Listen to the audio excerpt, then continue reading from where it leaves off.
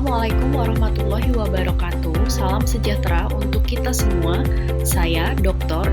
Meiti Ardiana, spesialis jantung pembuluh darah, konsultan dari Divisi Prevensi dan Rehabilitasi Kedokteran Kardiovaskular Rumah Sakit Dr. Sutomo Surabaya. Saat ini saya akan membahas tentang Cardiopulmonary Exercise Testing atau CPET, sebuah metode penting untuk mengetahui kondisi jantung dan paru melalui tes latihan.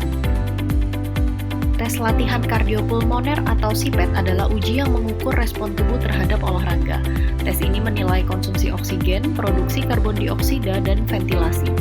CPET membantu menentukan apakah sesak napas disebabkan oleh masalah jantung, paru, atau sekedar penurunan kebugaran fisik. Kita tahu bahwa penyakit jantung membatasi sistem kardiovaskular dan penyakit paru membatasi ventilasi atau pertukaran gas. Dengan menganalisis berbagai respon fisiologis seperti VE, VCO2 slope, dan O2 pulse, kita dapat mengidentifikasi sistem organ yang bermasalah, meskipun seringkali ada lebih dari satu kelainan yang ditemukan. Interpretasi CPET harus mempertimbangkan kondisi klinis pasien, termasuk riwayat medis. Tes dilakukan dengan protokol rem selama 8 hingga 12 menit. Karena merupakan tes maksimal, CPET beresiko menimbulkan sinkop atau aritmia, sehingga harus diawasi ketat. Selain itu, kalibrasi alat yang tepat sangat penting untuk mendapatkan hasil yang akurat. Kesalahan dalam kalibrasi dapat menyebabkan diagnosis yang salah. Berikut adalah flowchart penilaian. Sebuah tes CPET dianggap maksimal bila terdapat VO2 peak tercapai, nilai RER lebih dari 1,1, denyut jantung mencapai 85% dari prediksi, kadar laktat lebih dari 8 mmol per liter, dan pasien melaporkan kelelahan berat, yaitu Rating of Perceived Exertion atau RPE lebih dari sama dengan 17 pada skala Borg. Bila kriteria ini tidak tercapai, tes dianggap submaksimal. Dilakukan terminasi awal dalam uji latihan dengan CPET apabila didapatkan keluhan saat berolahraga, misalnya aritmia atau nyeri atau usaha submaksimal. Berikut adalah perbandingan antara tes maksimal dan tes submaksimal. Tes maksimal dinilai berhasil jika plateo pada VO2 yaitu jumlah oksigen maksimum yang digunakan tubuh, RER atau Respiratory Exchange Ratio lebih dari 1,1, denyut jantung maksimal lebih dari sama dengan 85% dari prediksi maksimal sesuai usia, kadar laktat lebih dari sama dengan 8 mmol setelah tes, serta RPE lebih dari sama dengan 17 pada skala Borg untuk menilai kelelahan. Nilai-nilai ini menjadi indikator apakah pasien sudah berusaha maksimal dan seberapa baik kapasitas fungsional jantung paru mereka. Pasien yang akan menjalani CPET dinilai dulu apakah pasien dalam kondisi stabil secara klinis dan hemodinamik. Jika stabil, maka dilakukan tes maksimal dengan mengevaluasi menyeluruh seluruh parameter di atas. Namun, jika pasien dalam kondisi tidak stabil atau resiko tinggi, maka akan dilakukan tes submaksimal. Tes submaksimal relatif lebih aman dan cocok pada pasien dengan resiko tinggi. Tes ini direkomendasikan pada pasien praoperatif atau rehabilitasi. Saya akan membahas satu persatu mengenai parameter maksimal. Yang pertama adalah VO2 peak atau VO2 max. VO2 peak, VO2 max adalah asupan oksigen tertinggi yang dicapai saat uji latihan maksimal. Ini adalah indikator penting untuk kapasitas aerobik dan keparahan penyakit kardiopulmoner. Abnormal bila kurang dari 85% dari nilai prediksi berdasarkan usia, jenis kelamin, dan tingkat aktivitas. Kegunaan klinis dari parameter ini ialah menilai kapasitas fungsional, membedakan deconditioning dengan penyakit kardiopulmoner, menjadi penanda prognosis seperti gagal jantung, didapatkan VO2 peak kurang dari 12 hingga 14 ml per kilogram per menit, yang menandakan prognosis buruk dan kriteria untuk transplantasi jantung. Berikut adalah perbedaan VO2 max dan VO2 peak. Yang pertama dari aspek definisi, VO2 max adalah nilai tertinggi konsumsi oksigen secara fisiologis, ditandai dengan plateo VO2 meskipun beban kerja meningkat. Sedangkan VO2 peak secara definisi ialah nilai tertinggi konsumsi oksigen tanpa harus memenuhi kriteria plateo. Berdasarkan konteks, VO2 max mengukur batas maksimal kapasitas aerobik fisiologis, sedangkan VO2 peak mengukur kinerja puncak dapat dipengaruhi faktor gejala, motivasi, atau kondisi medis. Dari aspek kriteria, VO2 max merupakan bukti plateau VO2 kurang dari 150 ml per menit kenaikan meski beban naik, ditambah indikator pendukung seperti RER lebih dari sama dengan 1,1 hingga 1,15 dengan nadi lebih dari sama dengan 90 hingga 95% dari prediksi. Sedangkan kriteria VO2 peak ialah tidak memerlukan plateau, cukup nilai puncak yang dicapai sebelum tes dihentikan. Berikut adalah grafiknya. Dapat kita lihat grafik VO2 max garis berwarna biru menunjukkan keadaan plateau. Sedangkan garis grafik berwarna merah menunjukkan VO2 peak hanya sampai puncak, tidak ada fase plateau. Parameter yang kedua yaitu Respiratory Exchange Ratio atau RER. RER adalah rasio VCO2 per VO2 yang merupakan indikator usaha.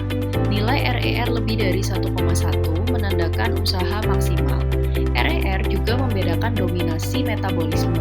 Metabolisme karbohidrat apabila RER mendekati 1 atau metabolisme lemak apabila RER kurang dari 1. Rumusnya adalah VCO2 per VO2. Parameter HR max atau denyut jantung tertinggi saat latihan. Nilai lebih dari sama dengan 85% dari denyut jantung maksimal prediksi sesuai usia. Sama dengan 220 dikurangi usia, menandakan usaha latihan adekuat. Jika kurang dari 85% dapat menandakan kurangnya usaha maksimal, bisa dari efek dari obat-obatan seperti beta blocker atau kondisi medis seperti disfungsi kronotropik. Rating of Perceived Exertion atau RPE atau peringkat persepsi kelelahan pada skala Borg 6 hingga 20 ini adalah indikator subjektif yang menunjukkan bahwa pasien atau subjek merasa telah mencapai tingkat kelelahan yang sangat ekstrim. Oktat darah lebih dari sama dengan 8 mmol per liter setelah tes latihan. Garis ungu kadar laktat darah selama latihan, sedangkan garis hijau menunjukkan batas 8 mmol per liter. Kadar lebih dari sama dengan 8 mmol per liter menunjukkan effort maksimal atau adekuat. Respon latihan abnormal. Tes PET dianggap abnormal bila VO2 puncak kurang dari 85% nilai prediksi, denyut jantung kurang dari 90% dari nilai prediksi, ventilasi puncak lebih dari 85% MVV, ambang anaerobik atau anaerobic threshold kurang dari 50% dari VO2 puncak prediksi, atau terjadi penurunan saturasi oksigen lebih dari 5% dari nilai awal. Temuan ini membantu dokter menentukan sistem organ mana yang menjadi masalah. Berikut adalah tabel respon latihan abnormal. Puncak VO2 dikatakan respon normal jika lebih dari 85% prediksi. Didapatkan keterbatasan paru-paru jika kurang dari 85% nilai prediksi. Keterbatasan jantung jika kurang dari 85% nilai prediksi dan sering kurang dari 14 ml per kilogram per menit. Keterbatasan fisik jika penurunan jelas kurang dari 85%, tidak membaik meski motivasi baik, dan didapatkan pada dekondisi fisik menurun tapi bisa tampak normal absolut jika pasien obesitas atau kurang berusaha. VO2 di aerobic threshold pada respon normal didapatkan 40 hingga 60% dari VO2 puncak. Sedangkan pada keterbatasan paru-paru didapatkan nilai rendah. Pada keterbatasan jantung, aerobic threshold ini seringkali kurang dari 40%. Pada keterbatasan fisik, aerobic threshold ini juga seringkali kurang dari 40%. Sedangkan pada dekondisi fisik menurun, aerobic threshold ini serupa dengan keterbatasan fisik. Oksigen pulse atau VO2 per heart rate pada respon normal didapatkan linier atau lebih dari sama dengan 80% prediksi. Pada keterbatasan paru-paru didapatkan nilai yang normal atau sedikit lebih rendah. Sedangkan pada keterbatasan jantung didapatkan mendatar atau menurun. Sedangkan pada keterbatasan fisik didapatkan normal dan pada dekondisi fisik menurun juga didapatkan normal. Pada VE per VCO2 slope pada respon normal didapatkan nilainya 25 hingga 30. Sedangkan pada keterbatasan paru-paru didapatkan nilainya tinggi yaitu lebih dari sama dengan 35. Pada keterbatasan jantung juga didapatkan tinggi dengan nilai yang sama lebih dari sama dengan 35, sedangkan pada keterbatasan fisik dan dekondisi fisik menurun didapatkan keduanya normal. Cadangan ventilasi atau BR pada respon normal didapatkan lebih dari sama dengan 15 hingga 20%. Pada keterbatasan paru-paru didapatkan nilainya rendah yaitu kurang dari 15 hingga 20%. Sedangkan pada keterbatasan jantung, keterbatasan fisik dan dekondisi fisik menurun, ketiganya didapatkan bernilai normal. Saturasi oksigen puncak pada respon normal didapatkan normal hingga 95%. Sedangkan pada keterbatasan paru-paru didapatkan penurunan hingga 4% atau desaturasi hingga lebih dari 5%. Sedangkan pada keterbatasan jantung, keterbatasan fisik, dan dekondisi fisik menurun, nilai saturasi oksigen puncaknya adalah normal. PET CO2 puncak pada respon normal didapatkan lebih dari 40 mmHg, sedangkan pada keterbatasan paru didapatkan rendah dengan kurang dari 33 mmHg. Sedangkan pada keterbatasan jantung, keterbatasan fisik, dan dekondisi fisik menurun, ketiganya nilai PET CO2 puncaknya adalah normal. Respon latihan abnormal yang khas pada keterbatasan paru-paru diantaranya adalah adanya limiting factor seperti sistem ventilasi. Sedangkan pada keterbatasan jantung didapatkan adanya limiting factor berupa cardiac output. Sedangkan pada keterbatasan fisik biasanya didapatkan VO2 puncak rendah akibat otot yang tidak mampu memakai oksigen dengan baik miopati, neuropati, maupun penyakit otot. Sedangkan pada dekondisi fisik menurun didapatkan VO2 puncak rendah akibat inaktivitas, pola fisiologi utuh, dan hanya kapasitas global rendah. VO2 peak lebih dari sama dengan 85% prediksi bisa dianggap syarat utama normal. Sedangkan indikator lain menjadi penguat bahwa pasien sudah berusaha maksimum. VO2 peak lebih dari sama dengan 85% nilai prediksi dari populasi sehat yang sesuai usia, jenis kelamin, dan karakteristik pasien sesuai dengan database referensi. Parameter latihan lain yang merupakan respon latihan abnormal adalah ambang anaerobik atau AT. AT adalah titik peralihan dominan dari metabolisme aerobik ke anaerobik pada si PET. AT ditandai oleh akumulasi laktat yang menyebabkan peningkatan ventilasi pernafasan atau VE tidak sebanding dengan asupan oksigen atau VO2, tapi sebanding dengan produksi karbon dioksida atau VCO2. AT normal dicapai pada 40 hingga 60% dari VO2 peak. AT yang dicapai terlalu dini atau kurang dari 40% VO2 peak menunjukkan deconditioning atau penyakit jantung. AT yang tidak tercapai sama sekali sebelum kelelahan mengindikasikan masalah non-kardiak seperti penyakit paru. Ambang anaerobik atau AT memiliki nilai klinis penting. Yang pertama sebagai prognostik, yaitu AT rendah menandakan cadangan fisiologis terbatas berhubungan dengan mortalitas tinggi dan komplikasi pasca bedah besar. Selain itu, nilai klinis kebugaran dan rehabilitasi, AT tinggi mencerminkan kebugaran aerobik baik. AT digunakan untuk menentukan intensitas latihan yang aman dan efektif. Kebugaran aerobik yang baik di mana tubuh menggunakan oksigen dan membakar lemak lebih efisien, menunda kelelahan dan meningkatkan performa. Selain itu, sebagai diagnosis diferensial, AT rendah dengan ventilasi normal menunjukkan deconditioning. Sedangkan pada gagal jantung atau penyakit paru biasanya disertai abnormalitas ventilasi. Berikut adalah grafik ambang anaerobik di mana garis merah menunjukkan titik anaerobik threshold, yaitu peralihan dari aerobik menjadi anaerobik. Grafik metode V-slope, yaitu titik infleksi saat VCO2 meningkat lebih cepat dibandingkan VO2. Sedangkan grafik yang tengah yaitu metode ventilatory equivalent atau VI per VO2, titik nadi rasio VI per VO2 menandai AT. Sedangkan pada metode gas and tidal atau PET-O2, AT ditunjukkan oleh infleksi kenaikan PET-O2 setelah sebelumnya stabil atau menurun. O2 pulse atau oxygen pulse merupakan jumlah oksigen yang digunakan per detak jantung berfungsi sebagai pengganti untuk volume skincup atau volume darah yang dipompa jantung per detak. Dianggap normal apabila O2 pulse meningkat secara linear dengan beban latihan. Pada limitasi paru-paru, O2 pulse umumnya tetap normal. Sedangkan dikatakan abnormal apabila pola datar atau plateau atau menurun saat diberikan beban berat, menunjukkan menunjukkan keterbatasan curah jantung akibat disfungsi ventrikal atau iskemia miokard. Gambaran grafik O2 puls didapatkan normal apabila oksigen puls meningkat secara linear dengan bertambahnya beban kerja hingga mencapai nilai lebih dari sama dengan 80% dari prediksi pada puncak latihan, mencerminkan adanya fungsi pompa jantung yang adekuat. Sedangkan didapatkan abnormal apabila gambaran berupa gambaran datar atau plateau atau menurun pada beban tinggi meskipun nadi meningkat normal, menunjukkan adanya stroke volume yang tidak bertambah khas pada disfungsi ventrikal kiri atau iskemia miokard, spesifik sebagai tanda keterbatasan curah jantung. Pada pola normal, O2 puls meningkat progresif lalu plateau di akhir latihan.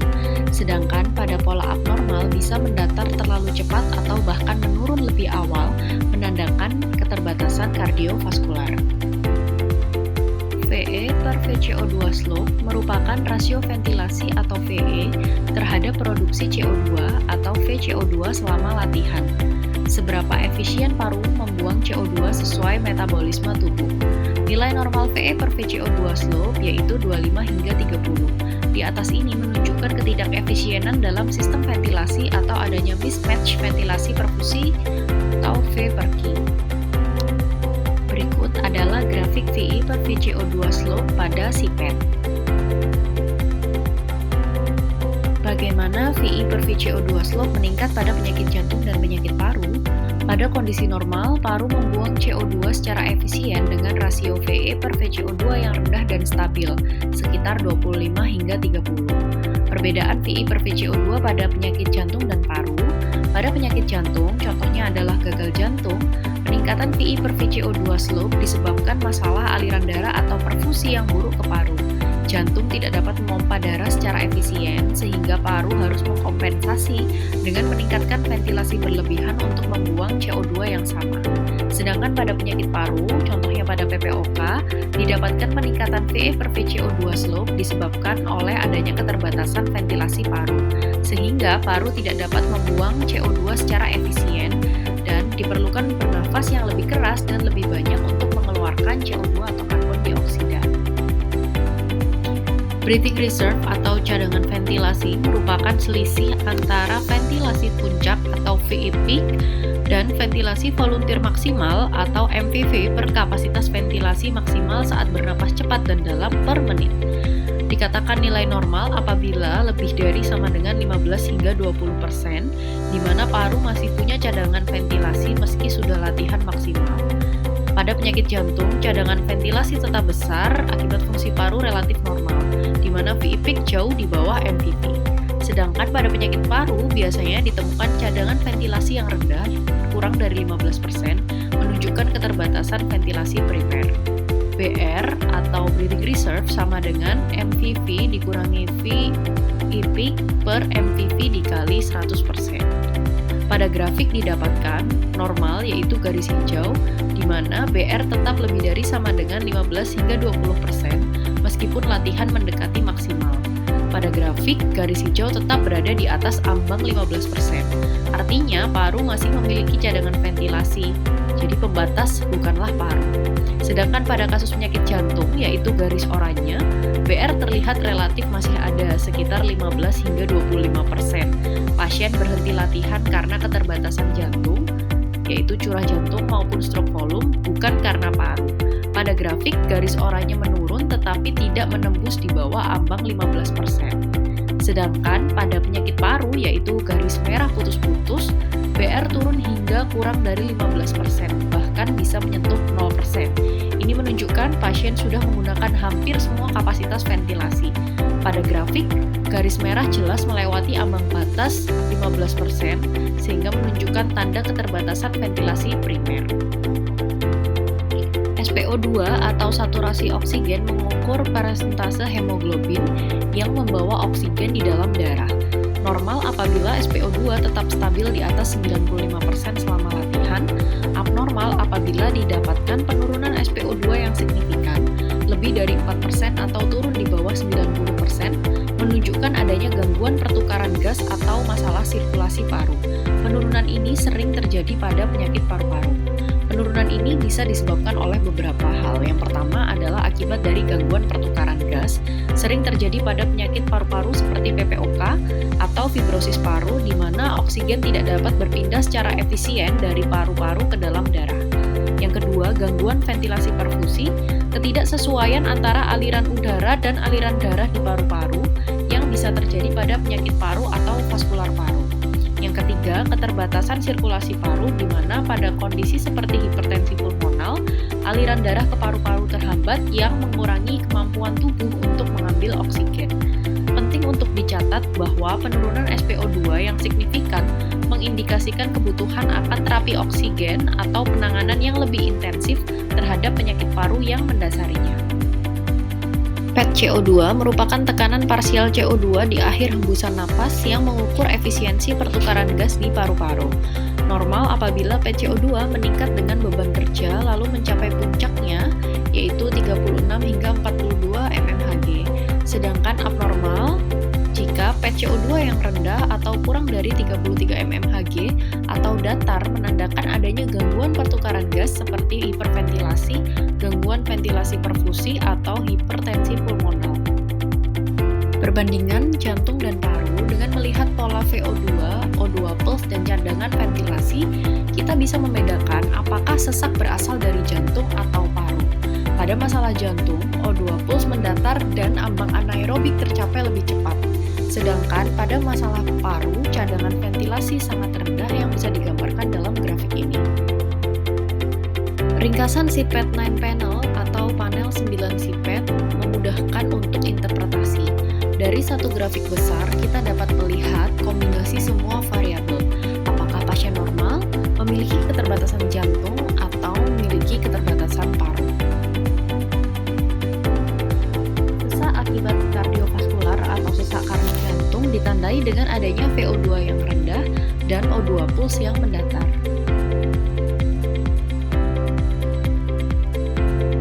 Sedangkan pada sesak karena paru ditandai dengan adanya cadangan ventilasi yang rendah dan didapatkan desaturasi oksigen. Sedangkan pada sesak karena deconditioning, kapasitas VO2 memang rendah, tapi semua parameter lain tetap normal. Take home message, yang pertama, CPET atau Cardiopulmonary Exercise Testing sangat efektif dalam membedakan penyebab sesak napas atau dyspnea antara masalah paru-paru, jantung, atau penurunan kebugaran. Jika masalahnya paru-paru, hasil tes menunjukkan cadangan ventilasi rendah, kurang dari 15 hingga 20%, penurunan saturasi oksigen yang signifikan lebih dari 4%, dan kombinasi VE per VCO2 tinggi dengan PET CO2 rendah. Jika penyebabnya jantung, tes akan menunjukkan VO2 rendah dengan ambang anaerobik atau AT dini, O2 pulse datar namun cadangan ventilasi dan saturasi oksigen tetap normal. Jika sesak napas disebabkan oleh penurunan kebugaran, maka puncak VO2 akan rendah tetapi semua variabel lain tetap normal tanpa adanya penurunan saturasi. Terima kasih telah menyaksikan. Semoga penjelasan ini bermanfaat dalam memahami peran CPET untuk mengevaluasi sesak napas.